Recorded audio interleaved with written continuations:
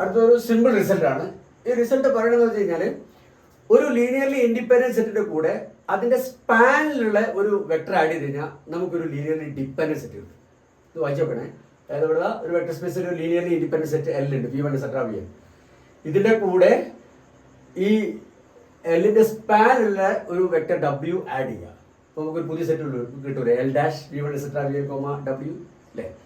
ഈ L dash linearly dependent ആയിരിക്കും prove ചെയ്യണം. ഇത് നിങ്ങൾ പോസിറ്റീവ് ഒന്ന് ട്രൈ ചെയ്ത് നോക്കൂ. സിമ്പിൾ പ്രൂഫാണ്. ഞാൻ ഉത്തരം പറയട്ടെ. നമ്മൾ നേരത്തെ പറഞ്ഞാണ്, പ്രൂവ് ചെയ്താണ്, ഒരു സെറ്റിലെ ഏതെങ്കിലും ഒരു വെക്ടർ അതിലെ മറ്റു വെക്ടേഴ്സിന്റെ ലീനിയർ കോമ്പിനേഷൻ ആണെങ്കിൽ that set will be linearly dependent. നമ്മൾ പ്രൂവ് ചെയ്താലേ.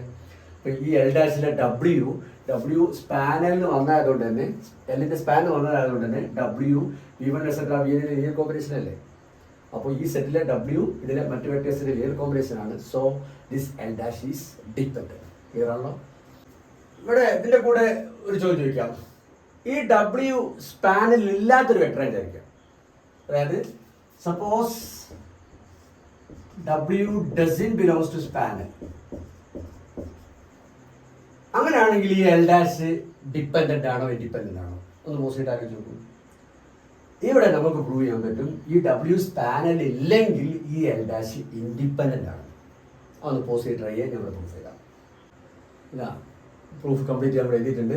അതായത് ഈ W സ്പാനലിൽ ഇല്ലാത്തൊരു വെക്ടർ ആണെങ്കിൽ this L dash is linearly independent എന്നുള്ള കാണിച്ചു.